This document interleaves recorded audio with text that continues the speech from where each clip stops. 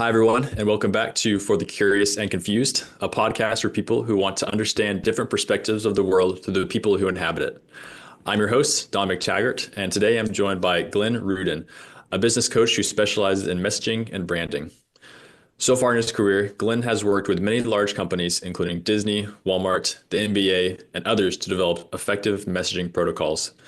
His expertise focuses on helping businesses clarify and communicate their value to potential customers.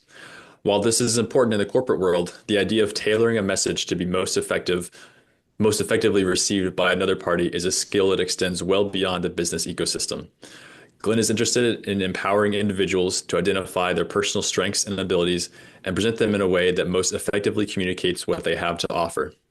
Whether through elevator pitches, promotional materials, or business cards, Glenn believes that carefully crafted messaging is the key to personal and professional success. So, Glenn, thank you for sharing your time with us today, and I'm excited to hear some of your insights on messaging and personal branding. Hey, Don, it is great to be here. I'm excited to get the chance to speak to you and potentially talk to, a different kind of audience that I normally wouldn't get the opportunity to speak to because I think a lot of what I speak about in the branding and messaging business strategy world does apply to the other world, the world that we live in when we're not doing business. And so it'll be really interesting to see how well this resonates with your audience. I appreciate the opportunity. Great, thank you. I'm very excited. So, to start us off, could you give us a bit of a 2 minute introduction into who Glenn Rudin is and what motivates him from your perspective? Sure, it's a great question. So I've grown up with a tremendous curiosity about product development, and that's where I spent the bulk of my career. As a young kid, I was always really interested in how labels got on packages, on how products got into stores. This whole process of consumer packaged goods. And so I followed a career into doing that and worked for a lot of big companies where that was really, really important. Revlon Cosmetics is a great example where I really got to work on all the different facets of what it takes to get a cosmetic item from a laboratory someplace to a Bloomingdale's counter, in New York City. And it was always really fascinating to me. And what I found about 10 years ago, as I was still doing my product development work and started getting out and doing more networking in the local communities here in New York and in Long Island, was I started putting this together that people are really products also. And we have the ability to market ourselves, to package ourselves, to advertise ourselves in an effort to be interesting to the people who come in contact with us, right? So, a particular product, right? If I hold up, a bottle of, whatever this is, and you might find this in a CVS or a Walgreens or whatever store, convenience store you shop in, and someone puts something on this that makes it look interesting and it gets a space on a shelf. You and I are different. We've got the opportunity to actually approach our potential customers, the people who we want to be interested in us. And so I became fascinated by this idea that people are products, but we don't usually think of ourselves that way. And we don't really, unless you work with a coach like me who really sees that relationship, we don't really put ourselves together like that in an effort to be more engaging to the world that we come in contact with. And I find this fascinating because most people, Don, struggle tremendously with their interpersonal skills, with their abilities to connect. Matter of fact, I like to say that 90% of the people who I come in contact with struggle with some portion of their communication skills. So that's kind of the long and short. And I became really passionate about helping people. One, people will pay me to do it, but two, I know people really need the help. So even when someone doesn't pay me, the ability to help somebody realize this about themselves and put themselves in a better place as a result of my being able to help them is a great feeling for me and for the person I get to help. That's a great introduction. Yeah, I think I'm really excited to unpack a lot of those ideas. But firstly, expand on you just slightly a little bit more. I'm curious, how have your personal strengths and weaknesses influenced the spot you find yourself in now and your career position today?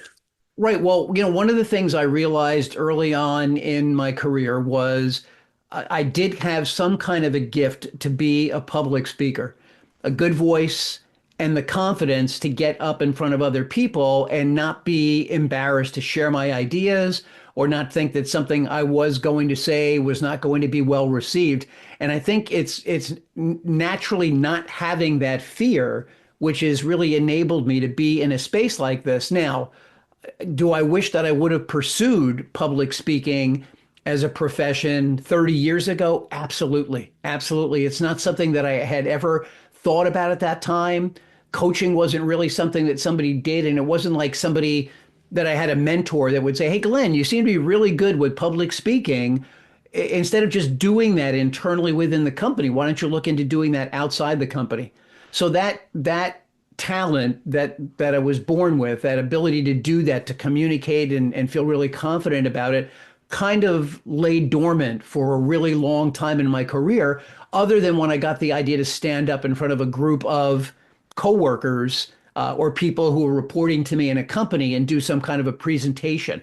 I never really put the two together. It's a bit of a regret that I have because I think I could have really had a very advanced career in public speaking had I pursued it sooner. And so, here I am. I still actually pursue it now. But what's really interesting is, and this is an important thing that I ask um, my clients and the people who hear me speak do. When I was about 10 years old, I was in some local summer camp where I grew up in New Jersey. And, it's one of these places where, you'd go from 8 to 4 in the afternoon, whatever. It was probably free or cost a few dollars, whatever. It wasn't really too extensive. It wasn't like some expensive, sleepaway camp in the mountains or something that a lot of people do. And there was some kind of in the middle of the summer, this thing actually had some kind of a parents visiting day, which a lot of camps do, right? Your parents maybe come down and see what have they been doing, with my kid, for the last 4 weeks. What are they going to be doing for the next 4 weeks? And whoever the counselors were at this thing decided that they wanted to have a bit of an entertainment program. And so they asked for volunteers. Would anybody be willing to get up and sing? And I was already really into music at that time. And I said, sure, who am I? I mean, whatever, I'll get up and I'll sing for everybody. And everyone was like, oh, great. We got, I don't know, a guinea pig or whatever. But we got one kid to actually volunteer to do this. Now, the song goes back, a long way. It was a hit song when I was a kid. And, I got up and I performed it. Now, whether I was good at it or not, I don't know. But that for me was probably an early clue at this is something that I should really pursue in my life. And again, I never really did. But when I look back on my life now and say, where do the roots of this come from? I can see them already when I was 10 years old, that getting up and performing in front of people was something that I should probably be pursuing because I was comfortable doing it, whereas most people are not. Yeah, that's a great skill to just inherit to an extent. I would not say that I'm a comfortable public speaker, and I've gotten better at it over the past few years. But yeah, I think a lot of people would resonate with the idea that it's not natural for a lot of them. What about weaknesses? Are there any sort of things that you knew that you struggled with that kind of maybe not even drove you towards where you are now, but you knew you didn't want to be involved in some sort of career area or direction? Yeah, I mean, we all had the things that, I will say this, I'm good with numbers. And so when I say I'm good with numbers, I'm good with common sense numbers about businesses and percentages and things I need to know about. But when it came to real accounting and that kind of work, I could see early on that that was something that I really didn't want to do. And I still shy away from that even today, when it comes time to doing bookkeeping entries and things like that. I know how to do it, I can do it, but it's not something that I really want to endeavor to get into. And it's not that it's a bad thing, but we all have to focus on the things that we like. So if I would look at one thing in my business stuff, so to speak, when it gets really deep into numbers and things like that, or programming, that kind of thing, I'm not really somebody who's really looking to get into the weeds on those kinds of things. And so the to me, the important message there is that nobody is good at everything.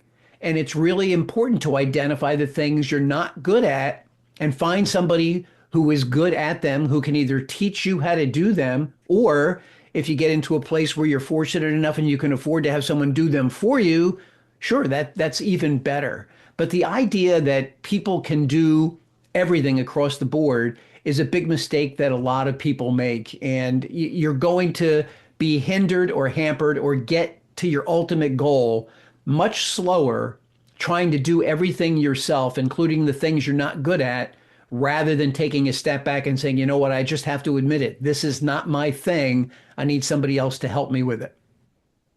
Hmm. I'm hearing themes of team building in there. So how important is that aspect of what you do in terms of providing value to your clients? Do you add some team building aspects and how to build a good team, or are you mainly focusing on the messaging and branding side of Well, things? so yeah, it's a great question, and it's not so much that I have a team, but when someone comes to me, one of the things that to me that somebody still really needs to have is a really adequate website. It doesn't have to be perfect. It doesn't have to be a $50,000, $100,000 website that like, a big consumer company like McDonald's or Coca-Cola would have and maintain. But it needs to look professional, needs to look good enough to represent you so that when someone goes and starts searching for information about you, if they happen onto your website, it's not going to detract them from wanting to work with you. And so, is it something that I could do? Sure, it is, but I'd much rather work with somebody either on a private label basis where they develop it under my umbrella, or I actually just turn to the client and say, listen, I'm just going to turn you on to this contact. They're great at what they do. Let them develop your website. Then you'll come back to me and we'll really work on refining the copy.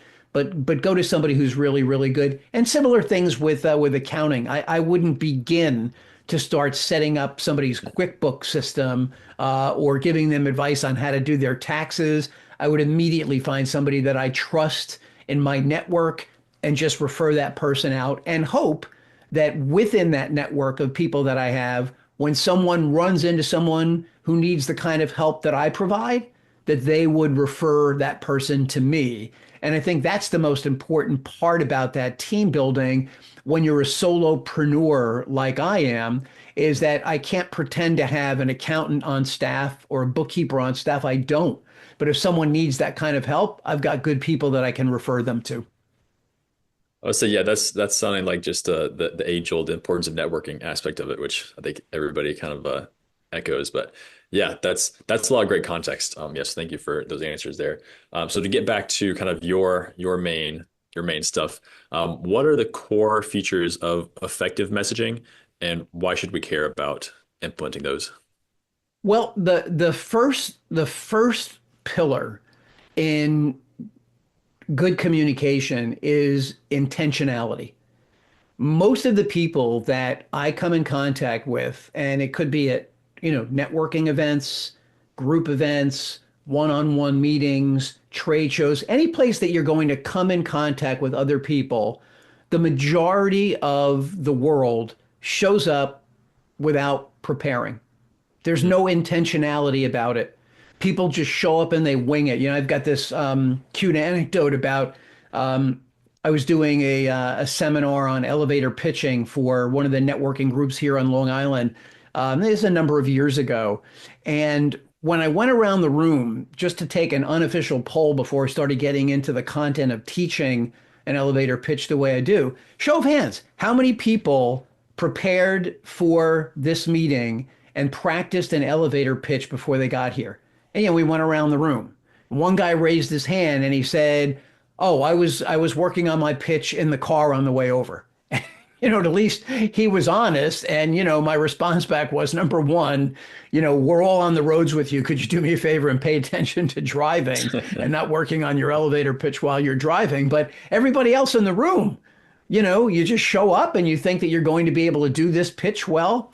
So, the message I think received by most of the people and message understood by me, right? It's bad enough that people have a fear of public speaking, but the fact that they don't prepare for it ahead of time makes it even worse because the preparation can really solve the issues of the inability to do it. So the first one is being intentional about it, understanding that you're showing up, you're meeting with other people, and Don, what do you want to do?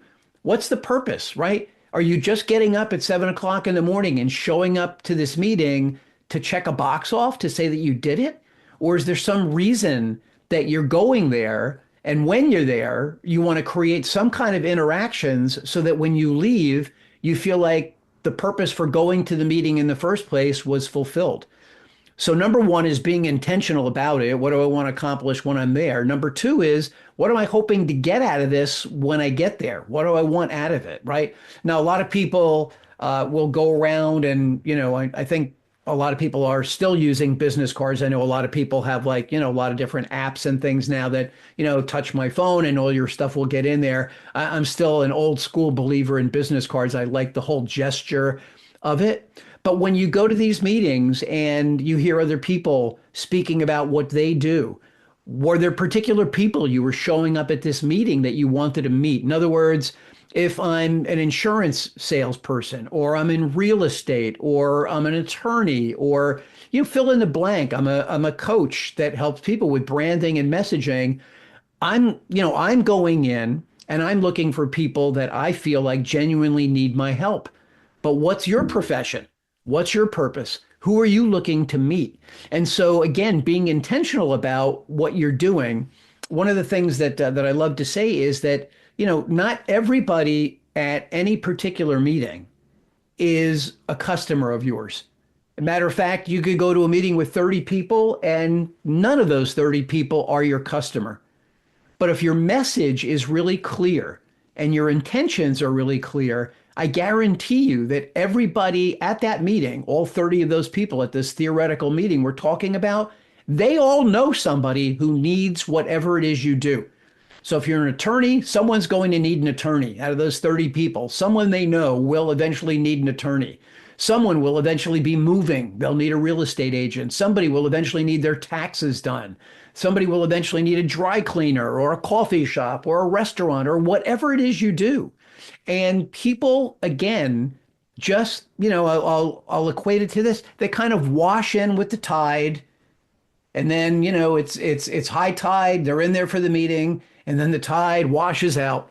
And maybe some stuff gets left behind. Maybe some stuff doesn't. But it's not intentional.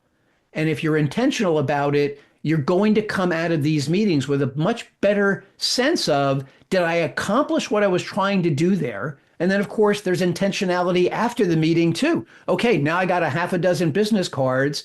What's my intention of these? What do I want to do with these? So I find that most people don't really have a method for whatever they're doing. They pay to belong to the networking group. They show up to the meetings and they think that's the beginning and end of it. Oh, and while I'm there, I'll collect some cards. And there's really no bottom line. What am I hoping to get out of this?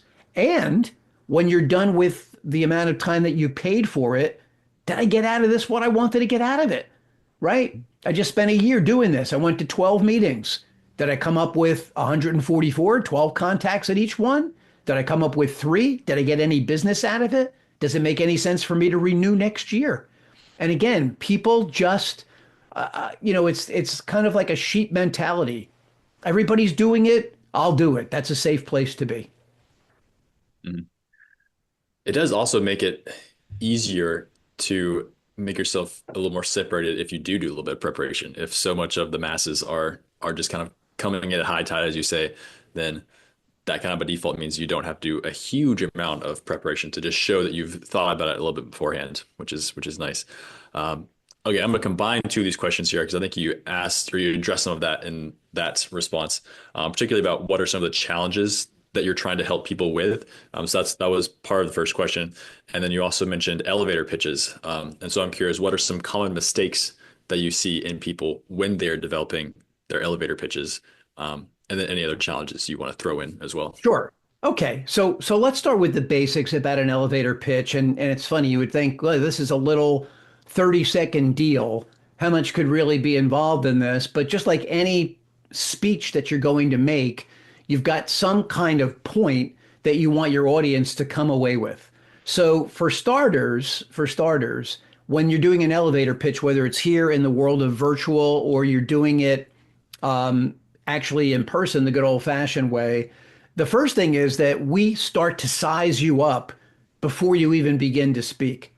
So the first thing you need to really do is you really need to be professional in the way you're showing up, in your energy level, your body language, your positivity. People like to be around other positive people. So slinking into the corner, not feeling good about being there, being afraid, people sense all that stuff. And you'll find that there's a lot of resistance to people who behave in that manner. Um, Again, intentional preparation, really huge. I like teaching an elevator pitch in the following way. You need to find something about your product or your service that you can tie a question or a statistic to that will get people immediately engaged in what you do. As a for instance, I will open up my typical elevator pitch and say something like 90% of the people that I come in contact with struggle with their elevator pitch, their communication skills, their personal branding, their fear of public speaking. One of those or all of those, 9 out of 10 people. So if that's you, you have no fear to know that you're amongst a lot of people.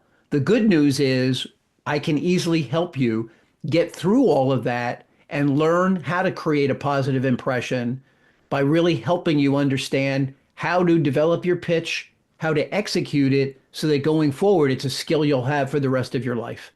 And so that statistic at the top, the idea there is to get people interested in something that involves them, right? If you're an insurance agent, right? Do you have a young family that might be left unprotected if you suddenly passed away and left them with no money, right? This is something that, somebody who is the breadwinner or is responsible for their children should hear and immediately be alarmed about because they're not protected there, right?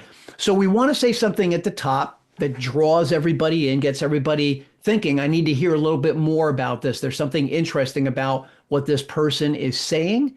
And then, of course, we want to develop something unique about what we do, right? So in my case, once I say that 90% of the people struggle with this, don't worry. I've got really great methods for helping you get through this. It's something I'm really good at doing with people. It puts people at ease. Oh, I do struggle with this. Maybe this is a guy that I should be in touch with. Some of the common mistakes people make. Second one. First one is always not being prepared, but using what I will call SAT or collegiate words in their pitch in an effort to try to make themselves sound smarter. They actually have a tendency to confuse the audience. And it's an interesting part about sales. A confused customer never buys. Well, somebody who's confused about your elevator pitch doesn't typically raise their hand and tell you they didn't understand what you were saying because it puts them in a bad light. And so people will just sit around the room and nod their heads and let you do that, but they really don't know what you're talking about. The other problem with that is if someone doesn't know a word and their brain starts thinking about what's that word, I need to know it, I don't want to sound dumb, they're no longer listening to the rest of your pitch. Couple of other ones. A really good elevator pitch is 30, 40 seconds max. So it's really important that, we all have one of these now attached to us.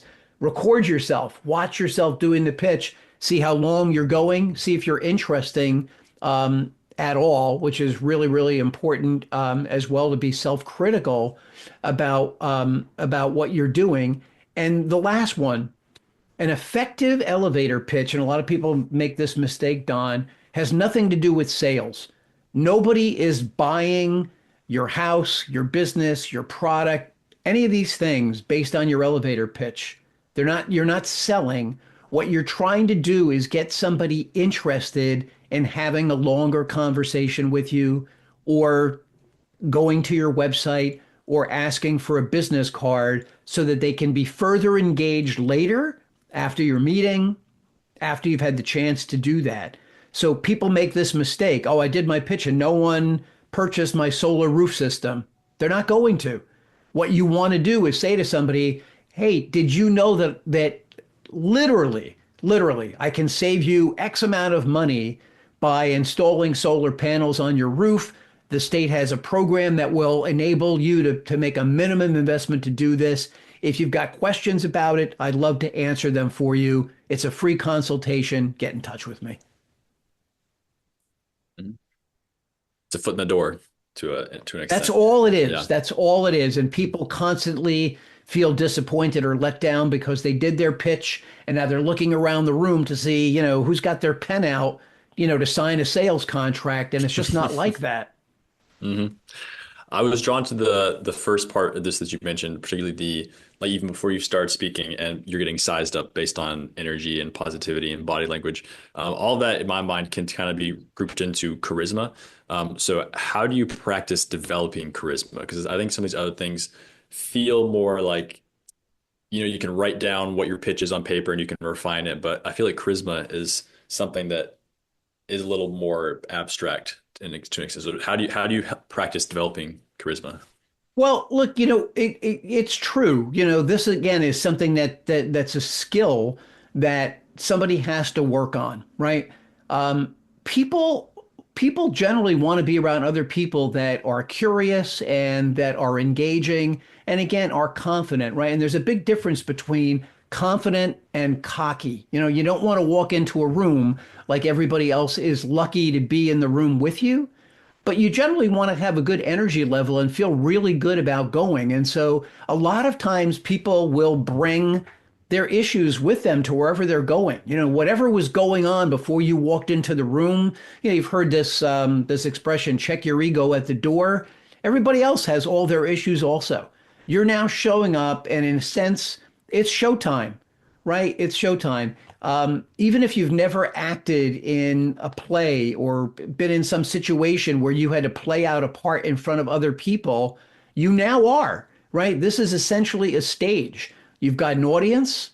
You need to feel good about what you're wearing, that, people think that, you look good or you at least look the part, you're dressed the part for, what you're playing today. And you need to really think about it like that. A lot of this lack of confidence or lack of charisma is all based in fear, right? I'm afraid people are going to reject me. I'm afraid people are not going to buy my product. I'm afraid people are not going to like me. And when you go into a meeting with any of that mindset predisposed to the negative, very often that's exactly what you're going to give off, and people can sense that. To the contrary, if you walk into the room and you're dressed well and you feel like, hey, look, I'm not whoever you're, I'm not Ryan Reynolds. I'm not, who was, in the Barbie movies, these super attractive people, but we have to work with the palette that we have, right? That's who we are. But the one thing we can do is show up neatly dressed, professional, prepared, on time, right? That's another one. People show up to these meetings and they're shuffling in late and they've got all kinds of papers hanging out of their briefcases and things like that. All of these things, we as human beings, it's almost like, if anybody in your audience can relate to the Terminator movies, right? The Terminator robots that, like, they immediately come in contact with a human being, and they use this great graphic of the computer inside the robot's head doing all these advanced calculations and metrics about this person. Are they a threat? Are they okay? How do I deal with this person? Do I just want to make this? And our minds really do work like that. And so we're making all these evaluations immediately. And so when you are dressed the part, when you feel confident about who you are, other people will sense that about you. Now, not everybody, but we all have to realize too that not everybody is meant for everybody else. But, the idea of not being mortally wounded because somebody wasn't interested in your pitch, or when you went to shake their hand, they went to have a conversation with somebody else, or there was some kind of awkward silence, is just not the end of the world. And we just have to be intentional about our feelings there too. Hey, you know what? The next meeting I'm going to go in and I'm going to try to do this. This is my intention. I want to meet a half a dozen people. I want to make real solid connections. I'm going to show up on time. I'm going to have some interesting conversations with people. And that's my goal for the meeting.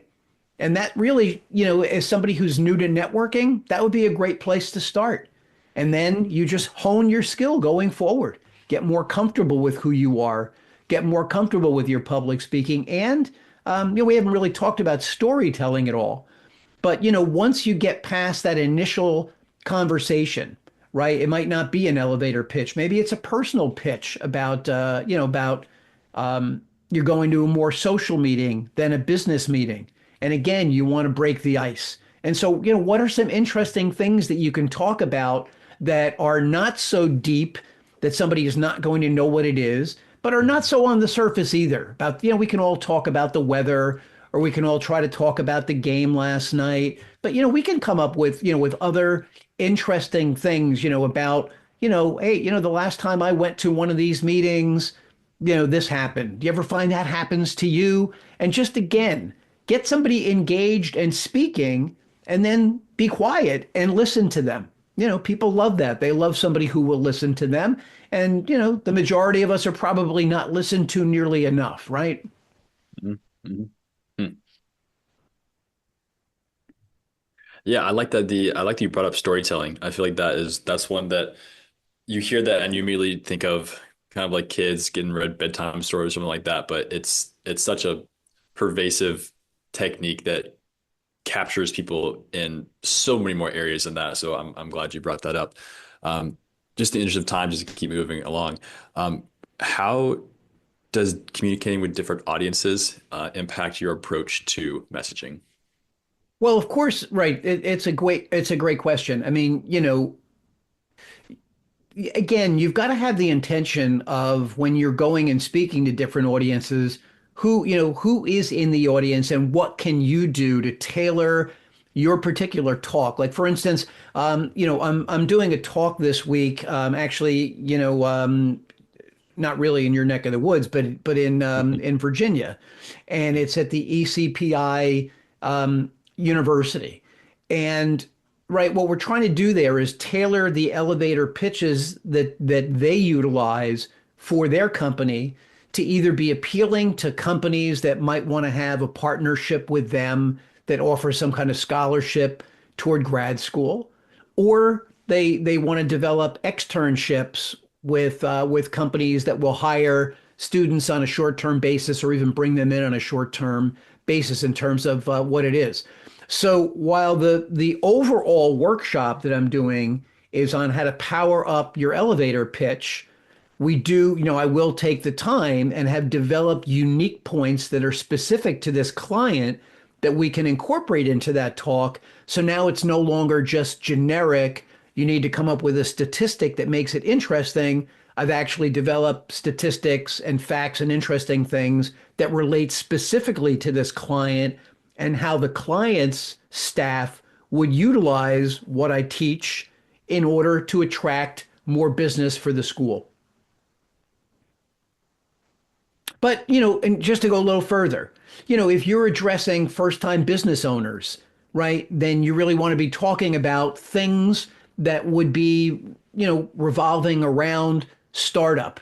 Have you incorporated? What does your initial website look like? Have you developed a why statement about your business? Whereas if we're talking about bigger customers, bigger companies, then maybe we want to focus in on things like, right, you've got a customer base. Is anybody now inside your company working on a second, third, fourth opportunity that might apply to the same customers that you have already? And a lot of times companies don't realize this. They've got a loyal base of customers. Simple example, I'm Nike, and I've got a great business with obviously athletic shoes, right? But someone's going to use those shoes. They're going to go out and run. What can I give them to go out and run in? Oh, of course, let's give them socks. Oh, let's give them shorts. Let's give, sweatshirts and hats and all of that. So whereas the company built a loyal following based on just the footwear, what did it turn into? Now it's an overall apparel company because they had people that were loyal to the sneakers and said, hey, they make good sneakers. I'll bet they'll make a good t-shirt. I bet they'll make a good hat. I bet they'll make a good sweatshirt. And I'll bet they'll make good stuff for golf and for tennis and all these other things. So very often, you've got to cater that speech to the level of customer that you're talking to. So now if I've got, people who have been in business for 15 years, they're looking for new avenues of growth within their companies. Well, a lot of times they don't have the creativity internally to come up with new things that their existing customer base might adopt and might appreciate and might utilize based on the integrity of the brand and borrowing it from the essence, from the startup of where it all happened. Nike's a great example of that. Yeah, I think I'm sure another variable in that is you mentioned earlier the not using really long SAT words or something like that, or different types of jargon, and I'm sure that is also a variable in your audience as well. So one other question for you, well, two other actually ones. Um, this is not necessarily maybe your field of expertise, but I'm just curious what your thoughts are from somebody in a different field than I typically occupy. So, what do you believe are some of the most important ways that AI will impact society, maybe in your field or the business field or society in general? Right. That's a great question also, Don. Look, there's no doubt the AI is here to stay. I mean, I will even say that probably about 2 weeks ago, I got a post on Instagram and the person in the post was not real. And it took Mm. me a few minutes to actually realize that that was the case. And while AI and things like ChatGPT can supply a great base of business, they're still not really going to be able to get into a conversation that you and I are going to have in terms of what are your real needs. From a generic standpoint, sure, I can absolutely say, I need a few points about elevator pitch that are key. But if I really want to bore into your specific elevator pitch, I really need to take the time and understand who you are and what you're about and refine that and put it into my own language.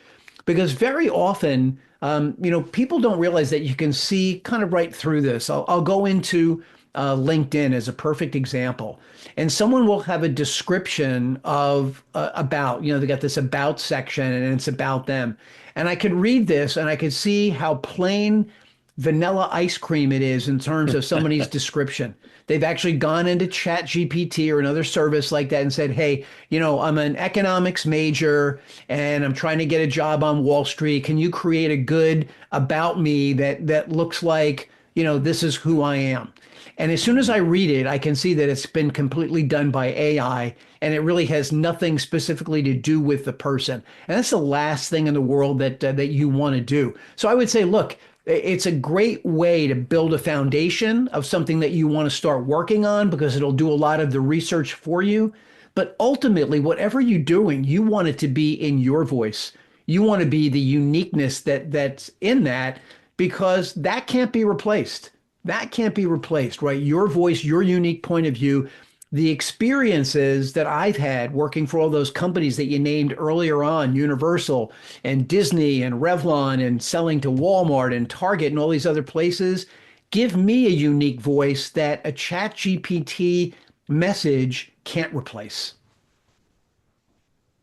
I really appreciate that perspective. Yeah, I feel like that resonates with a lot of people, but hearing it spelled out that way is very helpful. Um, yeah, I'm working on I just gave a presentation yesterday actually about scientists using AI and like where the boundaries are of when we can use it without kind of degrading our critical thinking skills. And I think a lot of what you said is very relevant there in terms of making sure that your voice and your sprinkle of personality or whatever you're adding to it is kept sacred, really, in terms of what comes out of the product there. Um, okay, one last question for you. We're getting up on there. So what's just a general piece of advice that is important to you that you could leave us with? Okay, so here's what I'd love to leave everybody that gets to hear this is look, recognize that regardless of where you are in your life cycle, right? I'm a bit older than you, Don. You're still in school. No matter who you are, you have already had a tremendous set of experiences that are really worthwhile in terms of your ability to connect with potential employers, to connect with potential friends, business associates, colleagues, and all the rest of it. Take the time to think about the things that you've been through already and how they've made an impression on you or what the result of them were. This is not a challenge to put together a resume. This is a challenge to put together the experiences that you've had and the lessons that you've learned as a result of what you've been through. So earlier, when I related that story about being a 10-year-old kid in summer camp, that's never going to show up on a resume or a skill set. And yet, when somebody says, right, how did you know, like you did earlier, that this was something that you wanted to endeavor into? The fact that I've taken the time to reflect back on my life and pull these experiences out and actually write about them in terms of stories becomes an inventory that is uniquely yours. And when you take the time to do that, you begin to realize that you are the only person that brings these things, these experiences to the table. Now, another thing that you might find when you do that is, I'll very often say to a student, okay, what profession do you want to go into? Someone said to me, recently that, they wanted to go into the medical field. And I said, why? Well, because I like helping people. Why? Because I know that I can make a good living there. But why do you really want? Why is this something that's meaningful to you? And as we peeled the layers of the onion, more or less, on this person's young life or story, turns out that when they were really young, their parent was a nurse, and they got taken to work one day and were incredibly impressed by the interactions that this student mother was having with their patients. And it really left an indelible mark on them that they hadn't thought about until we were having this discussion about why they wanted to go into medicine in the first place. Now, so there's a couple of reasons that that's really beneficial. One, it definitely takes you back to something that you've got a real interest in that happened at a very early age when it made an impression on you. But two, when you get the opportunity now in an interview to speak with somebody who needs to be impressed with you, and you think about, an imaginary hallway with 45 other students interviewing for this same internship or this same job or this same residency, and the person sitting behind the desk doing the interview is hearing the same rote ChatGPT answers to their questions all day long. And this person who I had the opportunity to impact says, medicine really means a lot to me because when I was 10, I, got to go to work with my mother who was a nurse. And I was so absolutely taken back by the relationships she had with her patients that I thought, this is something that I might really want to go into someday. That story, that story is the one that the person doing all these interviews with other students will remember. And so that's somebody who really cares about whether or not they get a job here. They're not just doing it to check a box or because they heard this was a good profession to go into. So taking stock, I call it actually for my clients, mining your history for storytelling gold. And I actually have a list of about on a Google spreadsheet of about 60 different threads of different lessons along the way. And by the way, they weren't all good.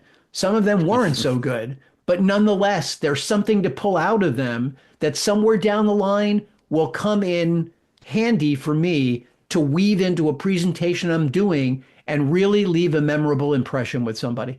So I would say it's one of the most important things beyond all that other intentional stuff you and I spoke about, Don, was to really take a look at yourself and pull the stories out that make you unique, because it does one other thing besides make you interesting. It makes you really proud of who you are and what you've been through. And that pride will start to show through in all the other interactions that you have with people, because you'll start to realize how special you actually are in a world of billions of people. Nobody else has your stories. I feel like we just have to end there. That's such a beautiful way to end that. Yeah, that also is a great way to practice the charisma. Also, if you do that, all that mining, as you said, it starts to just kind of bubble out of you, starts to show and just become inherent in you. Yeah, that's all really great. Well, Glenn, this has been fantastic. I really appreciate all your time and giving such a detailed answers to all these questions. And I think we've had a really great conversation to give the audience today. Terrific. Okay, it's been great to meet you. And if anybody needs to get in touch with me, it's Glenn at alwaysbeencreative.com. It's Glenn Rudin on LinkedIn, which is where I love communicating with people. And I constantly am putting out posts about strategy, branding, messaging, all those different kinds of things. If you're an Instagram fan, you can find Glenn Rudin, the Message Master, on Instagram as well. And I'll give you links to all the different places people can find me so you can include those for your audience. And it's been a real pleasure meeting you and look forward to future interactions, Don. Thank you. Great. Thank you.